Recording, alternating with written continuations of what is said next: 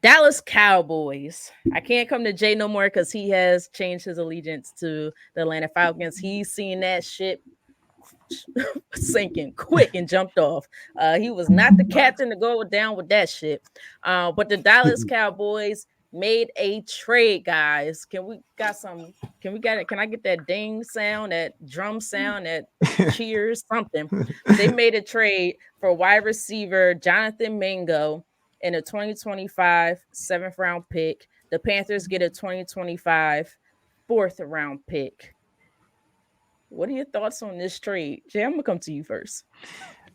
Look, I think it's an okay trade. I mean, I think it's kind of, honestly, for me, it's one of those, okay, like, who cares really? I mean, the Cowboys are an absolute mess. Um, Dak being out for the next several weeks isn't going to help. You go get a receiver, okay. It feels like too little too late, in my opinion. You had opportunities to do things in the offseason. You had some other opportunities earlier in this season to maybe make some moves. Now, sort of at the final hour, you go and you bring a guy in. I don't think he's going to have a tremendous impact, but I think he's an okay guy to have. Apparently, they were really high on this kid. Who is it? What's his name again? Wingo? No, what's his Mingo, Mingo? Mingo, Mingo. Mingo. They're Mingo. really high on him coming out Well, of that tells you a lot. college. It's been a few years, so this is a guy they were interested in bringing back, but it's just going to be a shrug your shoulders type of deal, Britt. He's not going to make an impact, and the Cowboys, their season is over, so it really doesn't matter. So, K-Walk, a lot of people have been talking and may have made a valid point that they went and traded Jonathan Mingo for a 2025 fourth round pick. And they could have got DeAndre Hopkins for a fifth round pick. They could have gotten, uh, was it Mike Williams today for a fifth round pick? So, what are your thoughts on this trade? Dum. Look, I don't understand why he made this move. Look, I got a segment on our show called Knuckleheads of the Week, ladies and gentlemen, and Gerald Wayne Jones is my knucklehead of the week. Why would you make this move? A fourth round pick for a Mingo? No, you're not playing for anything. You're not playing for anything. Dak Prescott is going to be on IR, so he's going to miss at least 4 weeks. So what are you playing for? Why are you making moves in the middle of the season when you have no quarterback, when you have no defense, when you have no running backs? You're making, now you want to make trades. Now you want to bring guys in here in the middle of the season when the season is completely gone, but you didn't do anything in the offseason coming into it. What sense does that make, Jerry? Make it make sense, Jerry. Look, Jerry's obviously playing to the beat of his own drum. We know that. It's his drum, it's his band. We get all that. We get all that. His instruments, he brings them in. But this makes absolutely zero sense because you're in a rebuilding mode. That fourth round pick is a valuable pick. Is a valuable pick for next in the off season. Makes zero sense to me, Jerry. Explain this to me. Other than it's your team and you feel confident, stop it, Jerry. Stop it. If Jason Collins, no slight to Jason Collins, can recognize a sinking ship, and he's not even on it, brother. You're the captain of this thing. I know you got to go down with the ship, bro. You got to go down with the ship. Leave that fourth round pick. Keep it in your bag, man. Save it for the off season, and bring someone else in there who's not worthy to be in there. But to make this move right now with Dak out, it makes zero sense, man. You should have made this move, like Britt said, a long time ago for a different receiver at a lot less price. So it makes zero sense to me. So just dumb to me. Just completely dumb. When I heard about the trade, I was confused because I said you had so many opportunities to get someone who can contribute now. I'm not saying he can contribute now, but I don't. This young man, what has he done? And I know he's been sitting on the Panthers. I know the Panthers. It's hard to contribute on with them, but I have not heard this young man's name in forever. I think they say he has like 200 and something yards, or maybe it's 20 something receptions with 100 and something yards. I had to look up the stats exactly. What are you looking to do now? Was this a desperate situation? Because I do know CeeDee Lamb did hurt his shoulder. Is this saying we need a receiver now? But at this point in time, it's just like, okay, our quarterbacks, like K-Walk said, quarterbacks going on IR. Our veteran running back doesn't want to show up to meetings. We don't have a whole lot. The offensive line, like, we're just not clicking right now. I don't know why he decided to make this move. I have no idea. Jerry Jones makes no sense. But in that way, I'm going to say thank you, Jerry, because you are giving every person out here that can't stand the Dallas Cowboys and their fans everything that we all wanted. So thank you so much. We greatly appreciate you for this. And I hope you continue to do this for the next 10 to 20, make it 20 to 30 years. I would greatly appreciate it. You and then your son, God willing, if you last that long. But if not, you're going to pass it down to your son. So hopefully, Stephen continues the same tradition, the new tradition of the Dallas Cowboys for the last 30 or so years, and that's losing every single year. I like that tradition for y'all. But anyway, guys, is it time to blow it up for the Dallas Cowboys? Is it time to blow it up for the Dallas Cowboys? Or let's just wait a little bit longer. Jay, I'm gonna come to you first. It's hard, Britt, because when we talk about blowing it up, you feel like you've got some pieces, but it's just not like what are they going to blow up? Like if they blow it up, what is there really to blow up? Is my question. Um, you Ashes. can't really move off of Dak. He just signed that deal, so I mean, are you really getting rid of Dak? I don't see that Mhm. happening, and I don't think you can move off a CD. I mean, he's like the one really good player. I mean, so I feel like it's more of a rebuild than a blow up, Brit, because I just don't know that they really. I mean, it's already blown up, to be honest. Yeah. So I feel like at this point, it's a rebuild. So, Jay, let me ask you a question. So they paid Trayvon Diggs, right? They paid at one point. I think he was the highest paid corner in the league at one point. Like you mentioned, they made Dak the highest paid corner in the league at one point in time for a short time. I think CD Lamb was up there with top four, top three money and receivers, of course. Um, do you move on from Michael Parsons, or do you try everything you can to pay him? That's a great question. That's a great question, Britt, because I mean, obviously, look, Micah Parsons is a very, very good player, but and I hate to say this about another Penn State guy, but there's just something about him that it just kind of rubs me the wrong way, Britt. And I don't know if he's a great leader. I don't know if he's a great locker room guy. His production on the field is good at times, but then there are weeks where he completely disappears. Look, I know if he goes on the market, there's going to be a ton of teams that are just ready and willing to swoop him up. So I'm not saying move off of him, but it's going to be a super high price tag.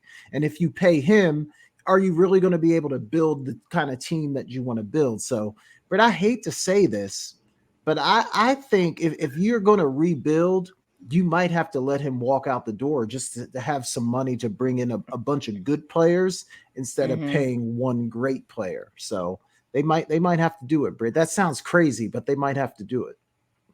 Yeah, it's definitely gonna be interesting. I kind of I agree with you, Jay. I don't know how they're going to pay um Michael Parsons. I have to look at their cap space within the next so many years. I know they don't have to pay him this year, of course, but going into this off season or next year, going into next off season, he's gonna want his money because then he's entering it. I think that fifth year option because he was a first round draft pick, or you're gonna have to trade him.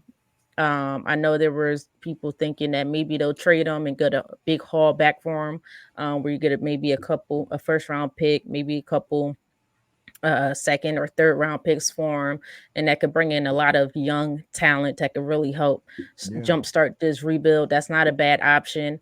Um, it is going to be interesting because as talented as Michael Parson is, he can be a headache when it comes to just being out in public and voicing his opinion a little bit too much. A lot of locker rooms are not going to like that very much so. He's in Dallas where he could get away with a lot of this stuff. You know, we said it before, Dallas, they enjoy the circus, they enjoy the media. They like all the attention, and that's what helped to create this whole their the highest value franchise in the NFL, actually across any professional sporting leagues in America. I don't know about the world, but definitely for sure in America. Um, so they welcome this type of stuff. They welcome his commentary. We can't stand it in other cities. Philadelphia, we don't want our players doing it. I know San Francisco, they don't want their players doing it. You could talk, but not as much as he talks. He talks too much. Um, so I'm trying to figure out what team is going to be a team that's going to be okay with it, I guess, or maybe they'll just have a conversation when they're doing contract negotiations, like, hey, just tell her this back a little bit. But my concern is he still, as great as he is in pass rushing, he still has a big question mark when it comes to rushing. So Marcus Hicks says, nah, we keep Parsons, don't do that.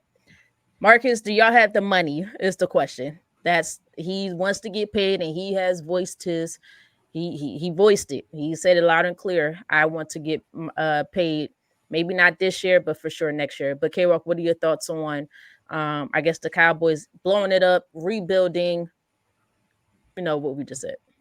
Yeah, I don't think you blow it up. I just think you let it just Hmm. fall down and go on its own. Because I think that's what it looks looking like at this point. It's inevitable that's going to happen. But I'm sorry, Marcus, but I had to disagree with you there. I think you have to get rid of Parsons. I think you have to. Um, I don't want, and again, like Jay said, I don't think blow it up is kind of a hard term to use. Hmm. But I think you have to go out there and get some pieces for the future.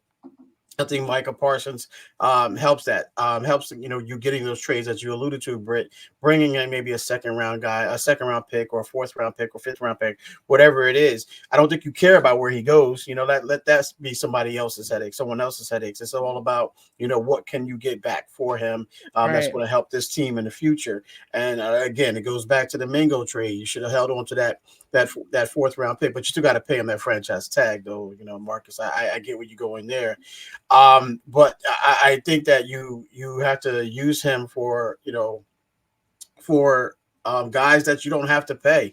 You go out there and you get, for again, and you can use those trades, whatever you get from for Parsons, you can use those trades, parlay those into a higher, higher trades or what have you, or go get another player or whatever you want to do with that. But I think you stockpile as many high picks as you possibly Hmm. can, and that way you can build around what you currently have, and you don't have to worry about paying them right now and continue to do that, or reconstruct some of these deals with Dak, with Diggs, with I know CD just got paid, so CD's probably not going to come off of his money just yet. But I think Zach Martin also has a big contract as well. But I think that's what you have to do. You're going to have to use one of these pieces to get some draft capital in here and Hmm. start to rebuild. I use that term rebuild, not so much blow it up, but rebuild, if you will. And K Walk, I think that's what a smart, innovative GM would do, as we've seen some other Hmm. teams around the league be Mm-hmm. able to pull some things off and rebuild quickly.